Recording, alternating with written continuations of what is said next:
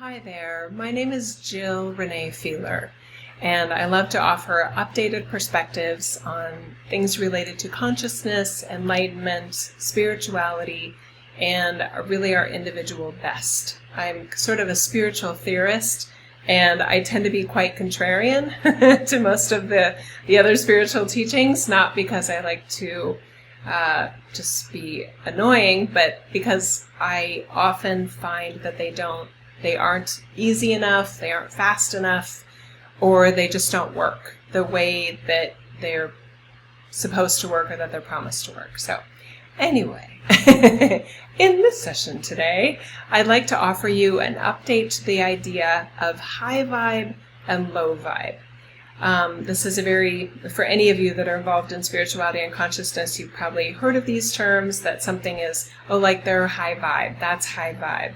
Or, that was very low vibe. And it's definitely meant in a very positive versus negative. And what I want to quibble with and offer you an update to is the idea of high versus low, high, low vibe, and instead introduce this idea of a sphere that is either expanded or contracted, okay? Now, there's a lot of advantages to this, and I see this with my audience and my clients that are around the world.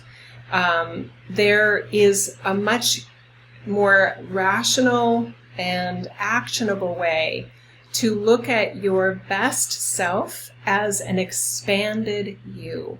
And if you imagine that your energy field is a ball, a sphere, an orb, whichever word resonates with you, that when you are your best you, the you that you like best, okay, you are expanded and fluffy.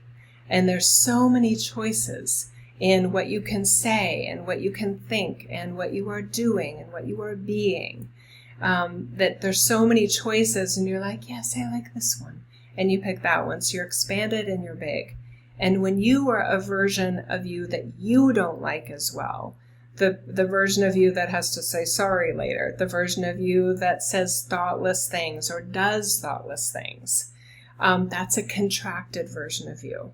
So a tight little ball where it feels like there's one response and it feels automatic and impulsive, almost like a programmed loop that's on repeat of, I'm triggered, this is what I do now. So it's just this weird sort of repetitive, but in that moment of that tight energy field, it feels like there's no choice.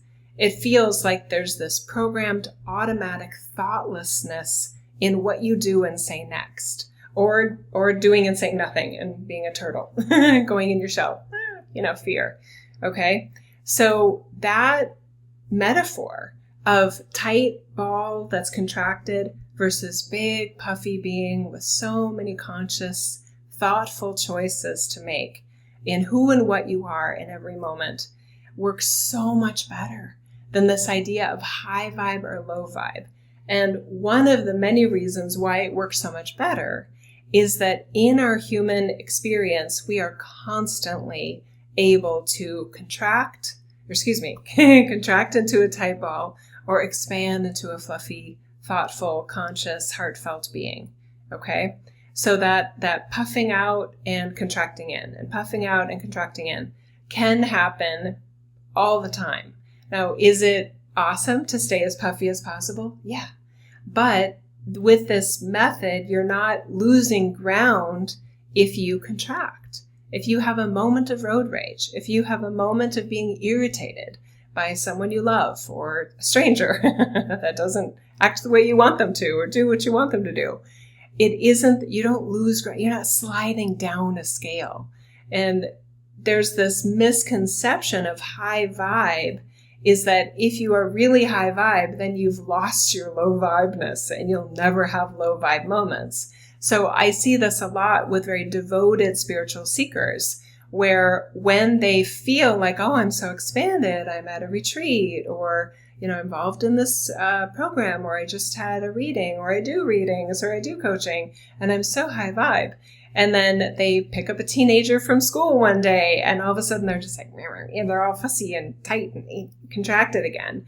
And then their judgment goes into, shoot, I thought I was all high vibe, but clearly I'm not high vibe because here I am in this low vibe behavior. So the regression, it makes one feel like they're taking two steps forward and one step back, constantly, like making progress and then regressing, making progress and then regressing, making all of those regressions personal, like you failed. Okay? It doesn't give nearly enough credit to the intensity of this reality and the complexity of being in these human bodysuits with this strange wiring and moodiness and emotions and hormones and food quality and external variables that we have no control over, right? So this new visual of, are you being expanded? Are you choosing to be expanded? Are you remembering that you have the ability to be expanded? Or are you feeling like you have no choices in that compacted, contracted, regressed position of feeling like there's no other choice I can do here but get mad, get angry, be mean, be ugly, right? Because this issue, this is what I do. This is how I respond. You have so many more choices than you realize, no matter what's going on, no matter what others are doing, no matter what others aren't doing. We have so many choices, no matter what's going on, in being a version of ourselves that we like. Okay? And chances are that the you that you actually like, maybe even love, is probably going to be a smoother, more conscious, more enlightened, more transcendental even version of yourself that you're choosing to create, offer, and share in this world, in all the different roles that you play. Okay?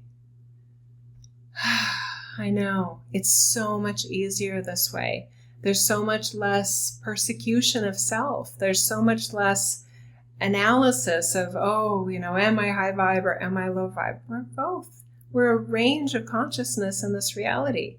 So I know for me, when I have a moment of thoughtlessness, or I'll just give a silly little example.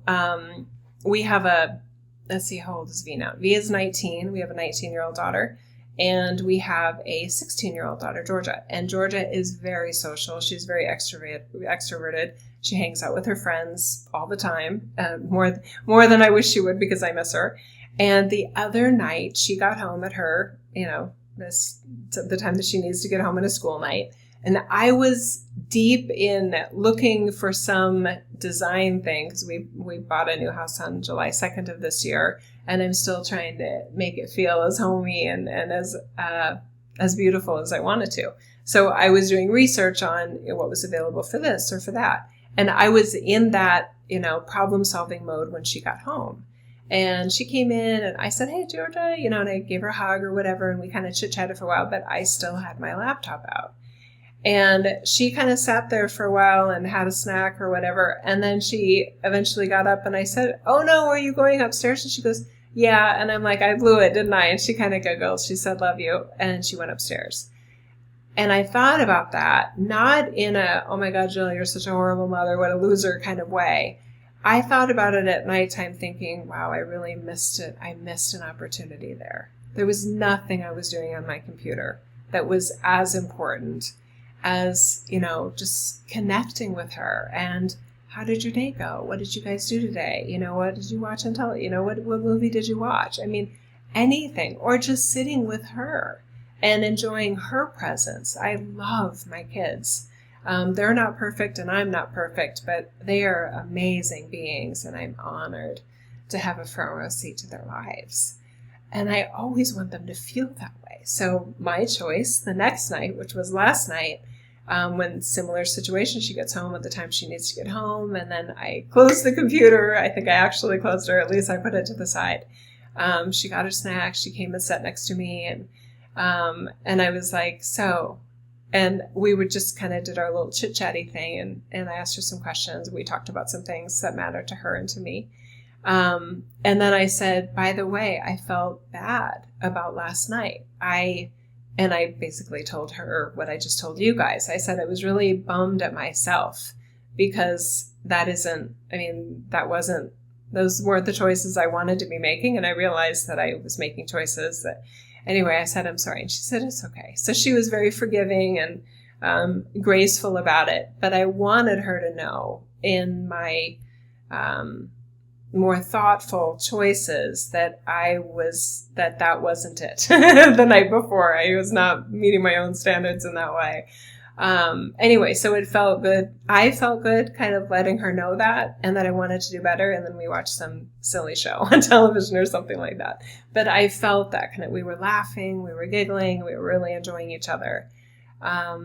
Yeah. So that's a silly little example, but also a very real example.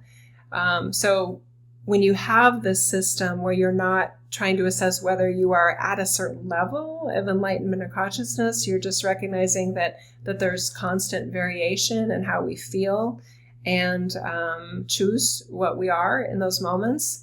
Be forgiving of yourself. Be more forgiving, please, and compassionate of others. Try not to take things so personally, right? And owning it. When you feel like, wow, that isn't the version of me I wanted to be, have an open dialogue with somebody else. Don't make it all dramatic, and please don't make it into a martyr, and please don't be passive aggressive. But I did that because you, don't make it about them. Just be as mature, emotionally mature, and real with yourself about the choices you would have wanted to make and that you didn't make those choices.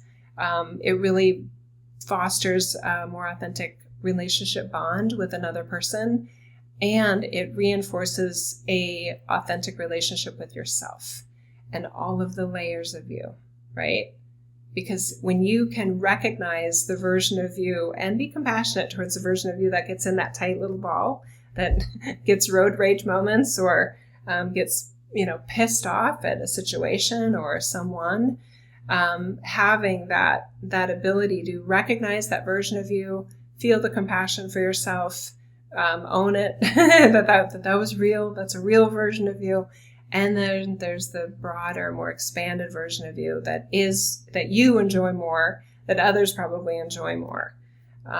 It makes living in a transcendent manner so much easier, so much more authentic, and so it's actionable. These are immediate results that you can get. It doesn't take years of study. It doesn't take going off and living in a cave. You don't have to learn how to meditate even to get results with this. Okay, so I hope that's helpful. Living our transcendent layers is so much easier than most spiritual teachers or spiritual practices recognize. And it could be that with the, what I call 20th century spirituality modalities, they thought it was hard. They thought it would require X, Y, and Z and all these things. And number one, I don't think that's true. And number two, I have found that is not true. Okay. Okay. I hope that's helpful. Again, my name is Jill Renee Feeler. My website is actually my same name. JILLRENEE, F as in Frank, EELER.com. Okay. And there's a lot more very actionable, authentic, transcendent, and enlightenment, either quickies or more kind of deep dive services and courses, etc., that I offer, because I love to help humans be a better version of themselves. Okay.